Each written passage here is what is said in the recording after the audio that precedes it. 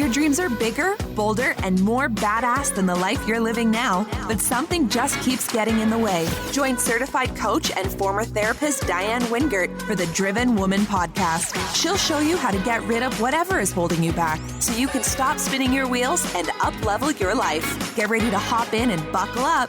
This is the Driven Woman podcast, and we're heading for the fast lane.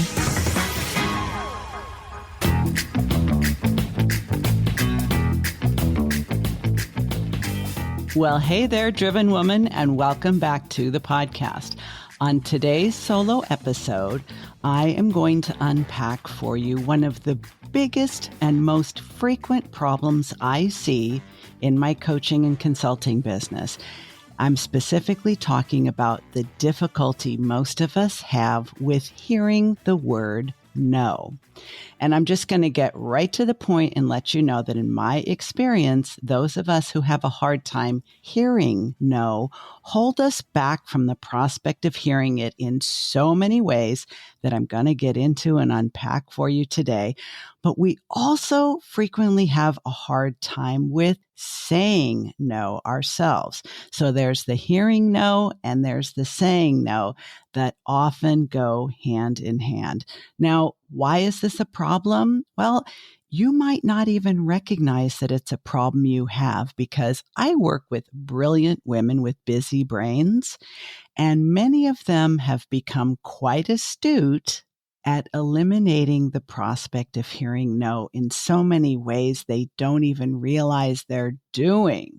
So I do not think that I'm going to be able to convert you into going for the no by the end of this episode. But what I do hope is that if you resonate with any of the ways that I'm going to talk about, which you may be holding yourself back from earning the income and the profits and having the success you truly deserve and desire in your business, that you will be able to see yourself in a shame-free way and make a commitment to doing something about it, one little step at a time. And I'm going to actually get into a way to kind of baby step into going for the no a little bit later in this episode. Now, if you are a person who considers themselves to be shy or an introvert, if you identify with social anxiety or performance anxiety, if you have a trauma history, or if you experience rejection sensitivity, either because it's part of your ADHD or because it's part of your empathic nature, or because you are a highly intuitive or highly creative person, I see you. In fact, most, if not the majority of my clients struggle with some of these concerns. And I think it's especially important for those of us that are really bright, really brilliant, but aren't yet bold to do everything that we possibly can to get out of our own way, including getting better at hearing no. Now, the hard truth is no's are going to fall into everyone's laps. I don't know of a single human being who always hears yes, who always gets what they want, who always has things their way, who never experiences disappointment, and who people just can't wait to give them whatever they're looking for.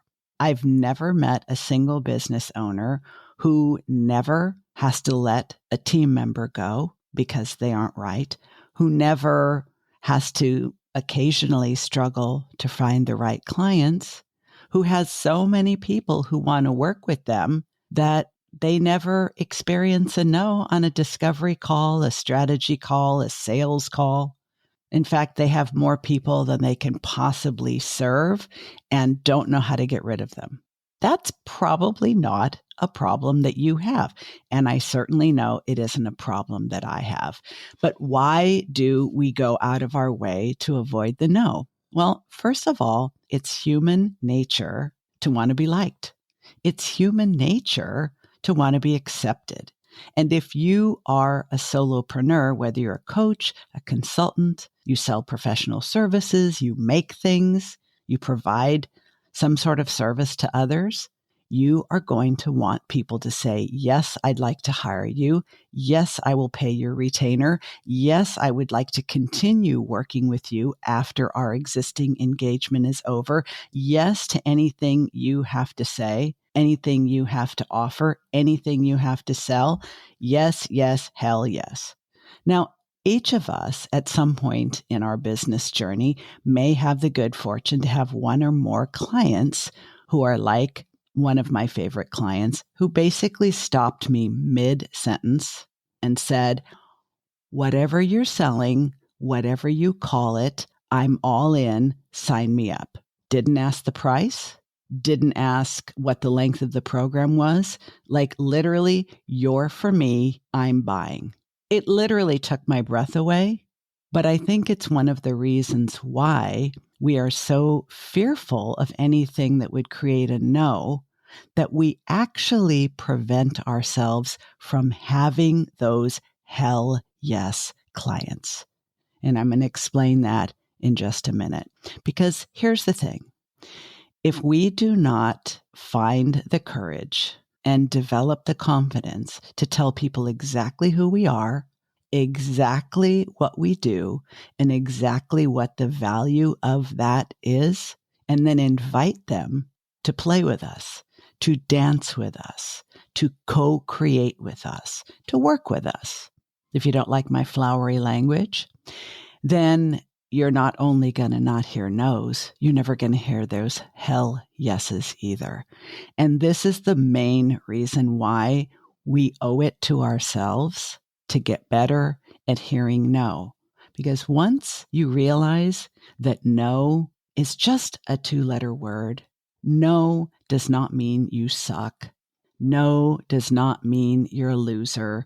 No does not mean you don't know what you're doing. You don't have any value. Nobody likes you. Take your ball and go home. No just means not for me, not for this, not right now.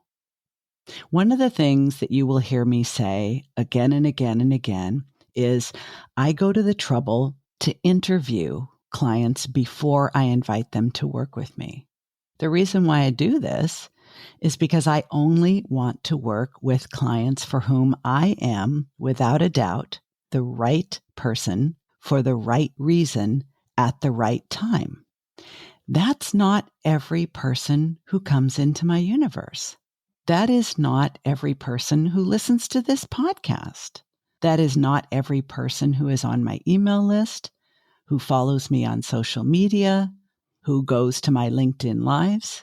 It's impossible for any of us that every single person that is attracted to us, to our message, to our mission, to our mindset, to our offers, to our way of saying things, it is simply impossible that all of them have the ability to buy, have the desire to buy, have the means to buy, and are able to commit to buying at any given time. It's just not possible. I know for a fact that I have people who think I'm just the absolute greatest who will never work with me. And I know there are other people who would love to work with me, but know it's not the right time, or who would love to work with me, but it's not in their business budget right now. And when we consider the prospect that every time we make an offer, every time we send a pitch email, every time we issue an invitation, there is always, always, always going to be the possibility of a no. I mean, we've all been through the dating game, right? If you have kids, you've gone to at least one parent-child conference and asked for something for your child and heard no. If we really think about it, life is full of experiences where we hear no. Now, I'm not going to try to sell you on no being a wonderful word and a terrific word and you really want to go for no. I will talk about a book by that very title in a few minutes, but most people are never going to love the no's. Most people are always going to prefer the yeses. Because let's face it, in our heart of hearts, nearly all of us have a little bit of people pleaser in us.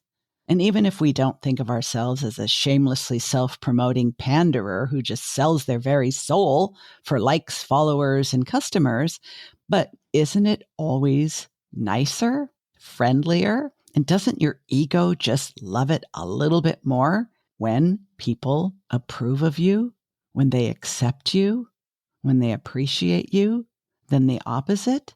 Well, obviously. I want to tell you a funny little story. I was just sharing this with my husband recently as we were going on a walk, and I was talking about my plans to record this episode. And I said, I understand that going for yes and fearing, avoiding, resisting the no is human nature. But so much of the time, we're not even really being honest with ourselves about it. When I was in college, I transferred after the first year from UC Santa Barbara to UCLA. And at that point in time, and I'm sure even now, housing was very tight. I could not find a suitable apartment. So I knew I was either going to have to get into the dorm or join a sorority. Now, at that point in my life, I really did not see myself as a sorority girl, but my application to the dorms came back. They're all full. You could go on the waiting list. Well, I wasn't about to transfer colleges and not have secure housing. So rather than being on the waiting list, kind of like moving across country for a job and being on standby for the flight, I decided, well, then a sorority it is. So I went through the process of sorority rush. And as a matter of fact, it worked out just fine because I found a suitable sorority. I pledged. I moved into the sorority house. I lived there quite happily for a couple of years. And then I moved out and got an apartment. But as I was going through sorority rush, it's a process of elimination. And so each day you go to different parties that are hosted by the different sororities. And each night you have to submit your rating saying, these are the houses I'd like to be invited back to, and these are the houses I am not interested in going back to. So each person who's going through this process, each potential sorority pledge like myself, is going through the process of saying no to different sororities, while the sororities are simultaneously going through the process of saying no to potential pledges. So they are sort of weeding down their list while the individual pledges are weeding down theirs. And I remember very distinctly, there was one particular sorority that I just wasn't interested in. I wasn't impressed with any of the girls. I didn't feel that I liked the look or feel of the house. I just didn't feel any chemistry when I went to their event. It was like a bad first date. Like, no, thank you. No kiss on the cheek, no handshake. I'll get out of the car myself, But yet, the next day, when I discovered that they had crossed me off their list and didn't invite me back, I was so butthurt. Now, this is completely illogical because I myself thought I wouldn't pledge them unless it was literally the last place to live in the area. And yet I felt rejected that they crossed me off their list. Makes no sense, right? But this is a perfect example of human nature. We all want to be liked. We all want to be accepted. We all want to be approved of. We want people to say yes. We don't like to hear no. But the most important thing about no is not the actual word, because trust me, many times when a potential customer or client says no to you, you are dodging a freaking bullet. They are doing you a great big juicy favor because they know that it's not a fit. That's another reason why it always pays to be yourself and not some version of what you think will sell. Because when you attract clients and customers because you're playing a part, because you're playing a role, because you're giving them what you think they'll want and what you think they'll buy, you are entering into a dysfunctional relationship. Even if you're making bank. I've known a number of female entrepreneurs who had very successful businesses on paper because they were generating revenue, they were increasing in their income, they were growing their team, and hating every minute of it and working their way to burnout.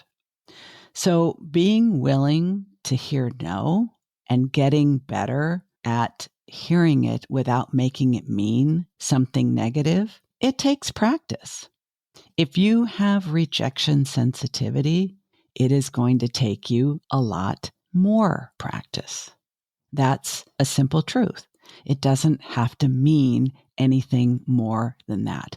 It is what it is. So before I get into the techniques about how to increase your ability to hear no, let's take a minute and talk about some of the ways that you might be holding yourself back without even realizing it because you don't want to hear no. It's like the preemptive strike. In the dating world, if you never wanted to hear no, you never wanted someone to reject you, you never wanted to be ghosted after a first date or have them swipe the wrong direction on the dating app. But some of the ways that we might be holding ourselves back because we're afraid of hearing no is maybe we've outgrown our business model. Maybe we've been doing one-on-one and we really want to just start doing only group work. But we don't want to announce that because what if people say no? I only want to work with you one-on-one. Or what if we've always done courses, group programs, masterminds, and we realize, you know what? I'm no longer satisfied with these big programs that very few people get great results from. I want to throw out that business model and I want to start doing long-term, one-on-one, deep work with a smaller number of clients. I mean, you can change your business whenever you want, right? But oftentimes we'll only let that thought go so far in our brains before we say, no, that's not going to fly. What do you mean it's not going to fly? With who? You're stopping yourself before you're even giving your clients and customers the opportunity to consider that they might be willing to work with you in a different way. Here's another way. Our offers, our products, our programs, our services. I know so many really creative, brilliant female solopreneurs that can literally come up with a new program, a new offer, a new complete system right off the top of their head. They can see it so clearly and literally lay out the whole roadmap, just like a direct download from their brain to the universe, or maybe the other way around. But they don't do it. Why? People might not buy. People might not like it. Or you might want to change your price point, either raising it or lowering it. Everybody always thinks that we only struggle to raise our prices. But some of us struggle because we want to start serving a different clientele, and we would actually like to lower our prices and work with more people by making our products, programs, and services more accessible. But we don't want to hear no. What if we just have the idea that more people will buy and they don't? And now I've just shot myself in the foot and I'm not making money anymore. Here's a biggie. Sometimes the no we need to be willing to hear is when we are working with clients that just aren't working for us. This is one of the dirty little secrets that very few people like to talk about, and I guess I'm that person who is willing to talk about those things. But sometimes, no matter what your process is, discovery call, strategy call, screening, vetting, sometimes you end up working with someone that's not right for you. They're not doing the work. They're not making progress. They might not even be showing up. And maybe you need to have a conversation, and maybe you need to be willing to hear no, or in this case, say no. Let them go. Some of the women that I have worked with in the last few years have a hard time going for no in showing up on the internet as themselves. I've been talking about this a lot in recent solo episodes. So for example, they will want to have a really bold, colorful brand identity, but they notice that all the other female solopreneurs in their niche have a more subdued palette of pastels, maybe a little earth tones here and there. So they hesitate. They're saying no to themselves because they're worried that others will say no to them. Another way we can help ourselves go for no is by showing up in our brand voice. If you are opinionated, share your opinions. If you think differently than other people in your niche, let that be known. You might be very critical of your industry in general. Don't keep that to yourself or only have those in one-off conversations with your biz bestie. There are people in every single market who are looking for that person who thinks differently and does things differently. We're all scrolling through the sea of sameness on social media, and while it be mildly soothing to scroll through post after post after post after post where they all basically look alike, eventually the only thing that's going to stand out is the ones that look different. But I promise you, the person who stands out is the person who's learned how to hear no. Because here's the connection. We all want to be successful, right? We all want to do good work. But if we aren't willing to hear no, we will be lost in the sea of sameness. There's no other way. You won't even be seen, period. You will just blend in with the flotsam and jetsam. You will blend in with the seaweed and everything else floating around in the sea of sameness because you won't stand out enough for anyone to even notice you. I promise you.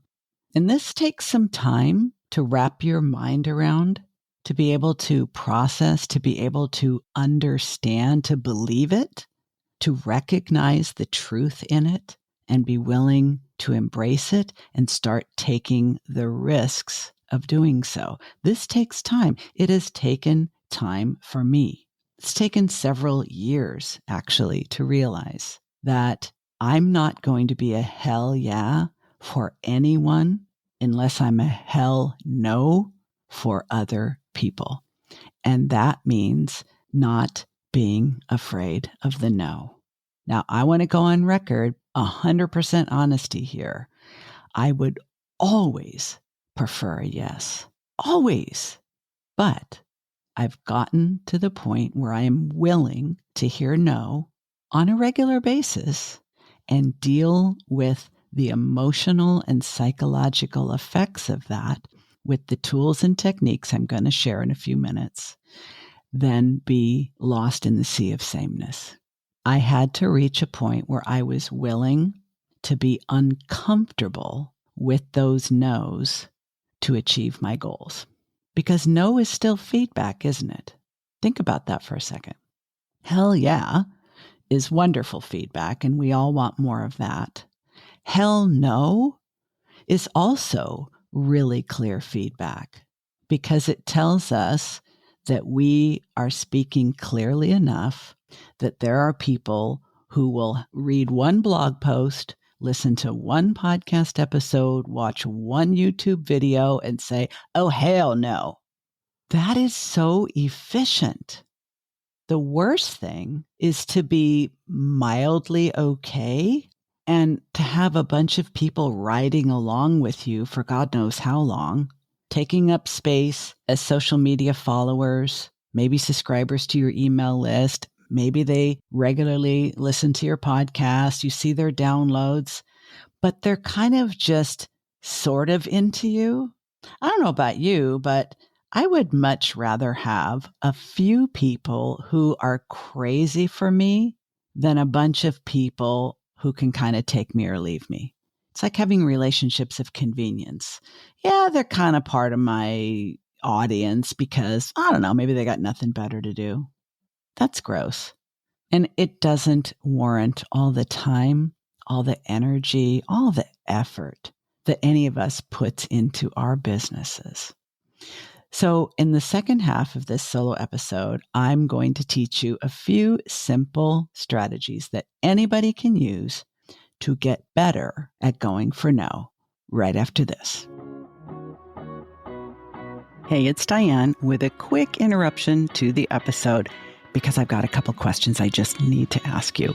One, are you where you want to be in your business? Are you making the money you want to make, working the hours you want to work, seeing the clients that you want to see, and getting the income and impact that you went into business to get? And if the answer is no, what's holding you back? Why is there a gap between where you are and where you want to be? Do you know the answer? In my experience working with female solopreneurs, so many of them don't even really know what's standing in their way, and that is so frustrating. So I created a little quiz called What's Holding You Back? There's a link to it in the show notes. If this is you, please take the quiz. And if you do, DM me on Instagram at Coach Diane Wingert and let me know your results. Now, on the other hand, if you already know what's holding you back, if you already know what the obstacles are that are getting in your way from achieving the income and impact that you deserve and desire, then I don't want you to take the quiz. Forget about the quiz. Go directly to the other link in the show notes and book a consult with me. I may be the very coach, and this may be the year that you put all of that behind you and really have the business that you went into business to have. For everybody else, keep on listening. And if you find value in what you hear, don't forget to leave me a rating and review on Apple or wherever you're listening. Here we go. Back to the show.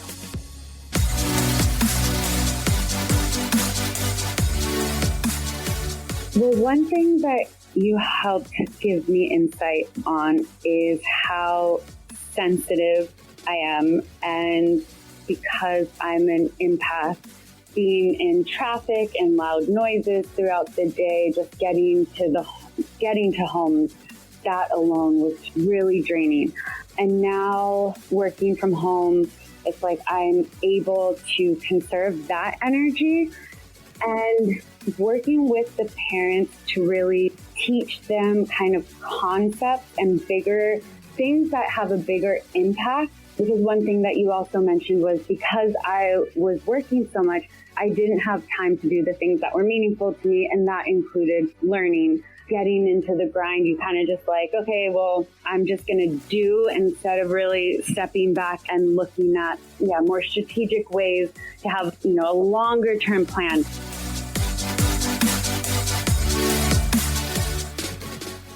Okay, so before I start breaking down those specific techniques, I want to let you know that there is actually a book called Go for No, and it's by Fenton and Waltz. I will link to it in the show notes. I have not read the entire book, full disclosure.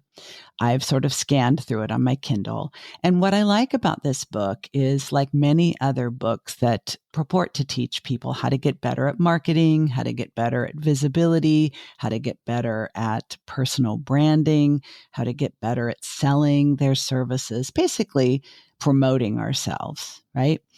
That if you take the sting out of no, you will get a lot more yeses.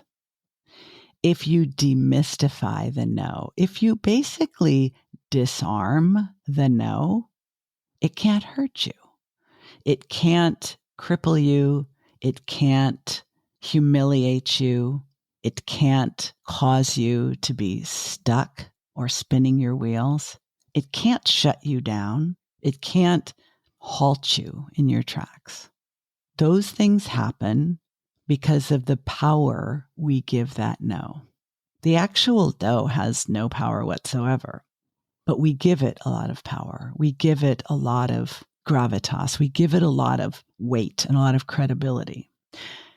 I've talked about this in previous episodes about the brain's negativity bias and how, from an evolutionary perspective, it was absolutely necessary for human beings to evolve, paying more attention and giving more weight to negative experiences and negative memories. All humans are this way. But we also live in a culture where we are so focused on success, so focused on achievement, so focused on the vanity metrics, quite frankly, so focused on winning and keeping up with the competition that we give far more weight to the no than it actually warrants. So practicing hearing no is like, well, let me put it this way. In my therapy practice, I saw some clients who had specific phobias and a lot of clients who had anxiety. Now, people have generalized anxiety where they're kind of just nervous all the time about everything. Some people have performance anxiety when they need to get up in front of a room full of people and give a talk, or when they're taking a test. Some people have anxiety that's very situational and very specific, and other people have anxiety all the time. Phobias are like a flight phobia, a spider phobia. Some people are afraid to get in closed spaces like elevators, MRI machines. So I had a specific client who really wanted to go see her grandson, never seen her grandbaby, because she didn't fly and she lived on the opposite side of the country of her adult son and his family. So we went through a process that is called systematic desensitization. I know those are a couple of $3 words, but systematic desensitization actually and very simply just means you start small and gradually increase your ability to tolerate your own discomfort. So, for example, she couldn't even imagine getting on a plane and flying 6 hours to the other coast.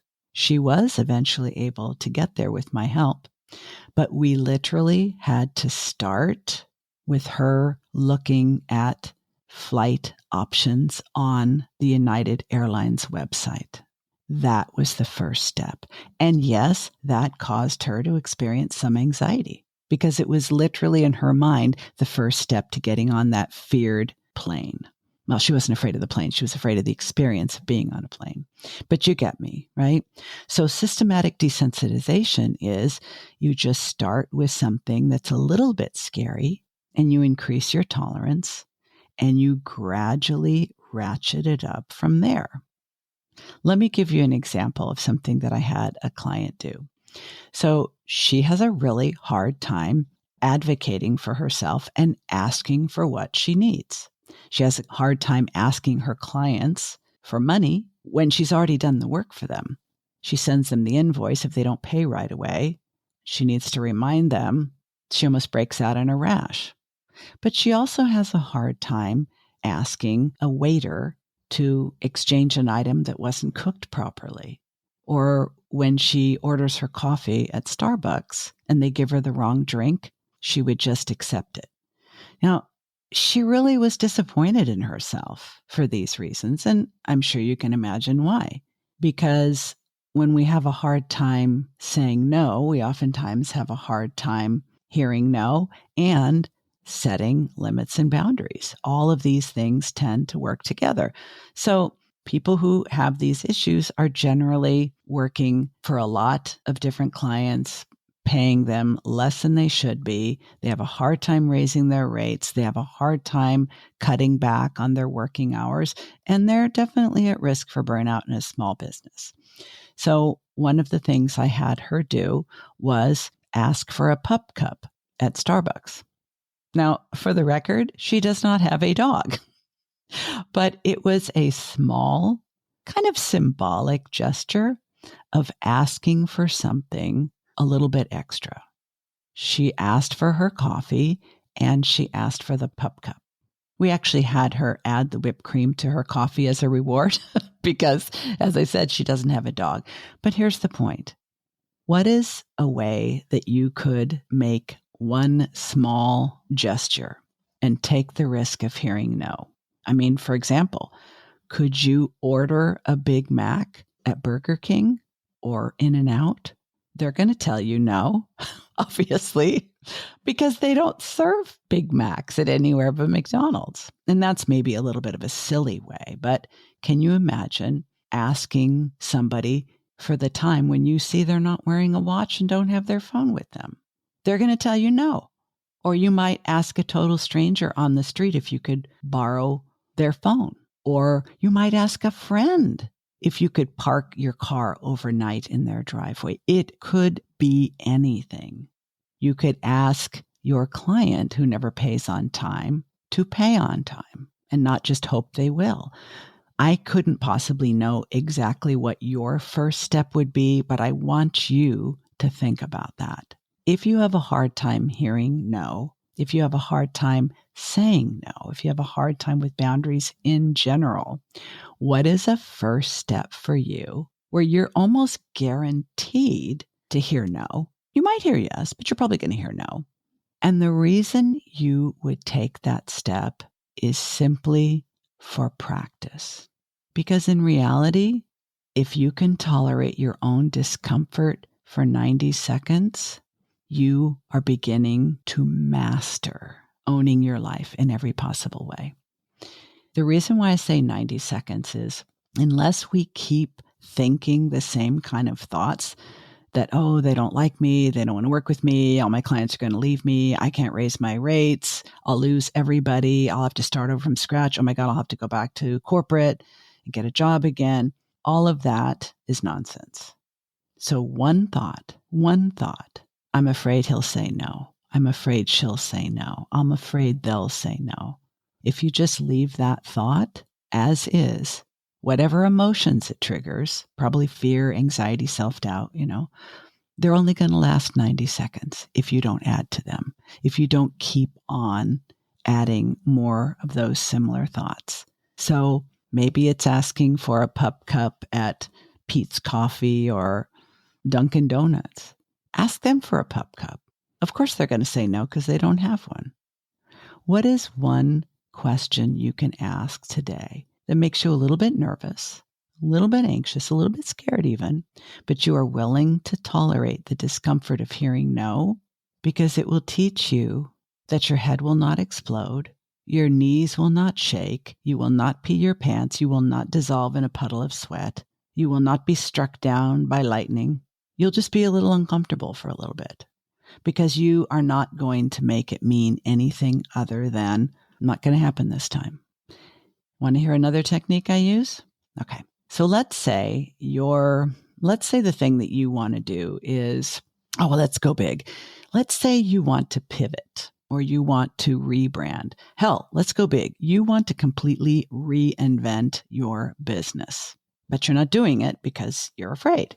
You're afraid that everybody will say no, you'll lose all your clients, you won't get new ones, and everything will just go to shit, right?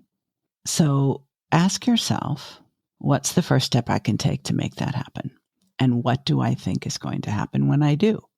When I take this first step, what do I expect to happen? Write down that first thought. Or if I create a new rate sheet and I increase my prices 20% and I send that to all of my clients, what do I think is going to happen? Write that down. Then ask yourself, and if that happens, what does it mean? Write that down. And then ask yourself this, what else could it mean? What else could it mean if that happens? Write that down. And keep on asking yourself, what else could it mean? What else could it mean? Could it mean something else? Is there anything else it could mean? Could it mean this? Could it mean that? You could probably fill up a whole page. Now, this is not busy work because I absolutely hate busy work. Why? I hate wasting my time. And frankly, even though I don't know you, I hate wasting your time. But I'm telling you this for a very specific reason, because most of the time when you have filled up that sheet, if you show it to your partner, to your biz bestie, or you put it away and you just take a look at it the next day, you will realize that there is less than a 10% chance that it means any of the things that you wrote. There's less than a 10% chance that any dire straits outcome, catastrophic humiliation, total annihilation of your bank account and your self-respect, any of those things that you think may happen, there is literally almost no chance any of those things will happen. What is likely is if you have a bunch of existing clients and you raise your rates 20%, some of them will question it and go along. Some of them will question it and say, I may have to cut back. They will be in the minority. Maybe one of them will decide this is the reason that they need to take it in-house or find someone cheaper. And you won't miss them, by the way. Some of them will either say to you or think to themselves, I wonder what took her so long. She's been undercharging for years. It's happened to me. And if you're willing to go for no, it can happen to you. One last suggestion is if you want to get better at going for no, find one of your business friends, somebody who may also have some challenges in this area, and do a little role playing. Challenge each other to go for no. It's absolutely more fun when you play with others. And you will also find that so many creative entrepreneurs have the same issue, that it also helps with the sense of isolation and shame that so many of us have. Because, of course, we not only think that everybody's going to say no if we ask for anything other than what we're getting right now, but we also tend to think we are the only ones who are struggling. It's just not true, my friend. So here's your final reminder for today. You're not doing anything wrong, and you are most definitely not alone. I hope this was helpful, and I'll see you here next week with another amazing guest interview. That's all for now, Driven Woman. You've been listening to the Driven Woman podcast with Diane Wingert. Want more straight talk and strategy each week that will take you from spinning to winning? Don't forget to hit subscribe in your podcast player so you won't miss a single episode. Then head on over to the Driven Woman free and private Facebook group community. See you there.